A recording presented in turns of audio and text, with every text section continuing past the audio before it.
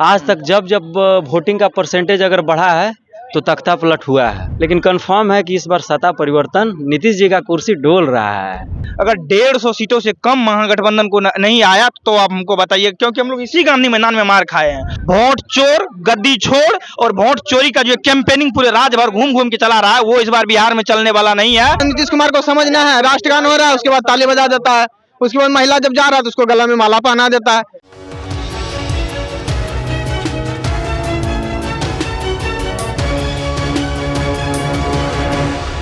आदाब, नमस्कार। मैं हूं सालिक, आप देख रहे हैं मंथन टुडे। आज मैं हूं ऐतिहासिक गांधी मैदान में, जो कि आज़ादी की लड़ाई से लेकर जेपी आंदोलन तक का गवाह बना, और यहां पर कई बड़े चेहरों को इस मैदान ने देखा और यहां से परिवर्तन की कई लड़ाइयां लड़ी गई हैं।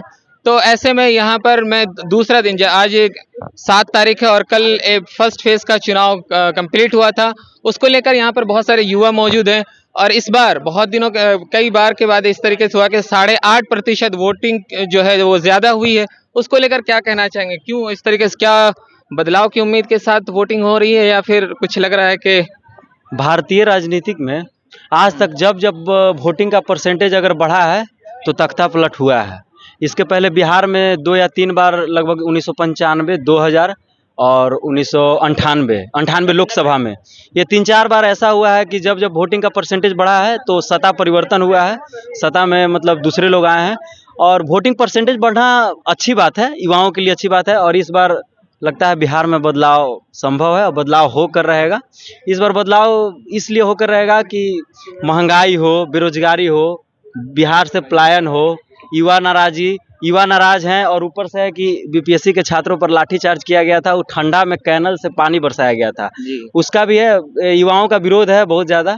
और क्या कहना चाहते हैं, यही है, इसीलिए परसेंटेज बढ़ा और सरकार परिवर्तन होने वाला है इस बार। शायद पहले फेज में लग रहा है कि परिवर्तन होगा, अभी दूसरा फेज 11 तारीख को इलेक्शन है, लेकिन कंफर्म है कि इस बार सत्ता परिवर्तन, नीतीश जी का कुर्सी डोल रहा है। तो क्या लगता है प्रशांत किशोर कुछ इफेक्ट डाल रहे हैं? No no no no, Prashant Kishor जी को अभी जमीन जमाने में बिहार में बहुत लंबा समय लगेगा। बिहार जेपी की धरती है, यहाँ से इतना जल्दी, यहाँ से जेपी का क्रांति यहीं से स्टार्ट हुआ था, इंदिरा गांधी की सरकार को हिला कर रख दिया था। इतना आसान नहीं है। प्रशांत किशोर जी अच्छे आदमी हैं, उनका मैनिफेस्टो भी बहुत अच्छा है, लेकिन अभी बिहार में मौजूदा युवाओं के लिए सबसे बेस्ट अगर मैनिफेस्टो किसी ने बनाया है तो वो है महागठबंधन। आप क्या चाहते हैं, परिवर्तन? हम भी परिवर्तन चाहते हैं। आज जब से जन्म हुआ है तब से सुनते आ रहे हैं कि सीएम सरकार हमारे नीतीश जी का चेहरा है। उसके बाद मतलब कि 15 से 24 तक हमने अध्ययन किया, हमारे अध्ययन के हिसाब से 86% क्राइम रेट बढ़ गया है बिहार में। अभी देखे कि दुलार चंद जो है यादव, उनका भी हो गया मुकामा में। ऐसा लालू राज को कहते हैं कि ये जंगल राज था। सुनिए, जंगल राज कहाँ से निकला था? जंगल राज जेल से निकला था। जब लालू थे जेल में, वहाँ पर राबड़ी देवी चुनाव लड़ी थी, वहाँ पर क्राइम हुआ था, तो वहाँ पर मतलब कि पुलिस वालों के द्वारा दिया गया था जेल। जंगल राज कहीं और एथी से नहीं निकला था, और वहाँ से मतलब कि थोड़ा बड़ा था। बढ़ते मतलब कि उसी को नाम को मीडिया ने चढ़ा बढ़ा करके जंगल राज देने शुरू कर दिया। आज हमारे पीएम जो है हमारे राज को नीचा दिखलाने के लिए जंगल राज बकने लग जाते हैं। यहाँ पर कहाँ से आएगा फैक्ट्री कुछ करने के लिए, जब हमारे देश के टॉप लीडर ही जो बोल रहे हैं कि मतलब कि ये जंगल राज है, यहाँ पर आने से घर बढ़ाएगा, करेगा। आप लॉ एंड जो है ऑर्डर सुधार नहीं रहे हैं, क्या कर रहे हैं? कंपनी कैसे आएगी? बिना रिसर्च का, बिना रोड मैप बनाए तेजस्वी जी बिना अध्ययन किए हुए इस चीज को नहीं बोल रहे हैं। और तेजस्वी जी का एक चीज अच्छा लगता है हम लोगों का, 17 महीना का जो उनका कार्यकाल था ना, उसी कार्यकाल में सबसे ज्यादा बिहार पुलिस का बहाली 21,000 आया था।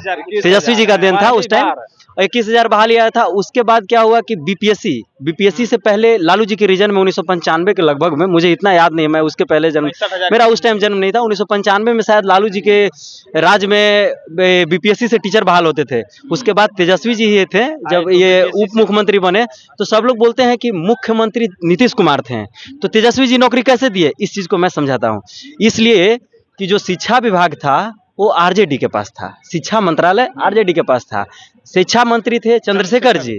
तो चंद्रशेखर जी थे शिक्षा मंत्री। अगर चंद्रशेखर जी आरजेडी से थे और आरजेडी के पक्ष में अगर शिक्षा मंत्रालय था, तो बीपीएससी में अगर बहाली दिया गया टीचरों का, 5 लाख शिक्षकों की बहाली, 4 लाख नियोजित शिक्षकों को अस्थायी कर्मचारी का दर्जा, ये सब तेजस्वी जी का देन है। और कम समय में बहुत अच्छा सरकारी अस्थायी नौकरी देकर तेजस्वी जी ने युवाओं में विश्वास जताया। वो एक अलग विषय है, लेकिन जो अभी वर्तमान इशू है वो विषय हम लोग इसी गांधी मैदान में गांधी जी की मूर्ति के नीचे लाठी खाए हैं वाटर कैनन की पानी के साथ।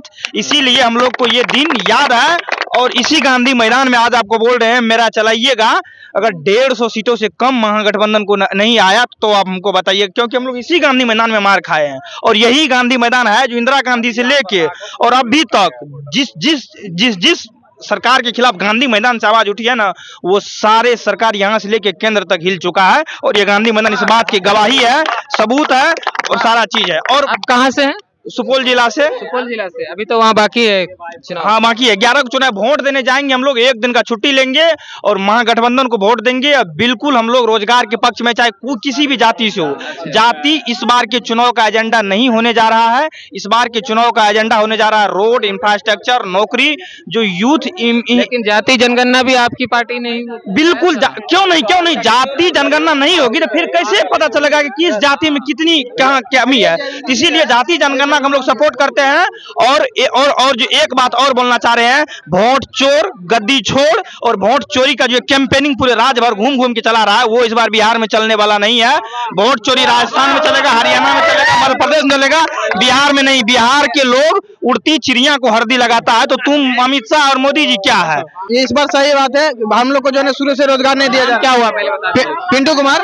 कहाँ से हैं? जमुई से हैं हम लोग। जमुई से। वोट हो गया वहाँ? अभी नहीं, 11 तारीख को वोट है। हम लोग वोट जो है ना इस बार जो है इंडिया गठबंधन को दे रहे हैं। अच्छा। एनडीए से हम लोग जो है बहुत खपा हैं, क्योंकि जो वोटिंग प्रतिशत क्यों बढ़ रही है? क्या लगता है इस बार जो है कुछ ज्यादा? इस बार बदलाव की लहर है और बदलना जरूरी है, क्योंकि 20 साल एक ही मुख्यमंत्री है जो चला रहा है। और उसको जो है ना नीतीश कुमार को समझना है। राष्ट्रगान हो रहा है, उसके बाद ताली बजा देता है। उसके बाद महिला जब जा रहा है तो उसको गला में माला पहना देता है। क्या हमारा मुख्यमंत्री ऐसा होना चाहिए कि महिला आया उसके बाद माला पहना दिए? और 20 साल से जब जो है ना आप एनडीए सत्ता में है, उसके बाद मोदी जी बोल रहे हैं विश्व गुरु बनाएंगे भारत को, और वही गुरु और वही छात्र पे लाठी चलवा रहे हैं। क्या ये ऐसे है विश्व गुरु बनेगा? क्या लगता है इस बार किन मुद्दों के साथ वोटिंग प्रतिशत जो बढ़ रहे हैं? रोजगारी के मुद्दे पे होगी। सत्ता परिवर्तन जरूरी है, लोगों की मजबूरी है। नीतीश कुमार जा रहे हैं, तेजस्वी भैया आ रहे हैं। जरूरी भी है।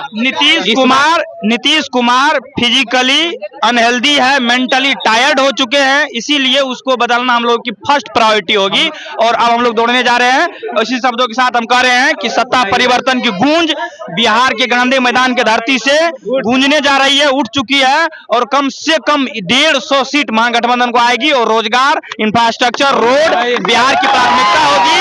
बिहार के लोगों के लिए रोजगार मुहैया कराना बिहार के सरकार की प्राथमिक जिम्मेदारी है।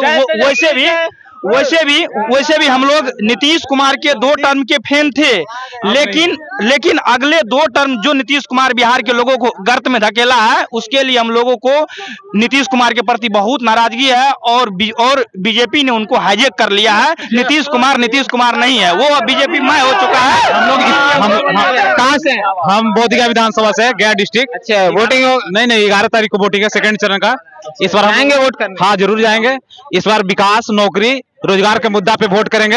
हर बार हम लोग एनडीए का कैडर वोटर रहे हैं, लेकिन इस बार महागठबंधन के पक्ष में धुआंधार वोट करेंगे। और इस बार कोई फैक्टर नहीं, जाति उति कुछ नहीं है, सिर्फ और सिर्फ रोजगार, विकास, युवाओं के साथ। गांधी मैदान में हम पहुंचे हुए थे और यहाँ पर युवाओं ने सीधे तौर पर बदलाव को कहा और कहा कि इस बार जो वोट प्रतिशत में बढ़ोतरी हुई है, कहीं ना कहीं वो एक परिवर्तन को दिखाता है और दिखाता है कि किस तरीके से परिवर्तन बिहार में होने जा रहा है।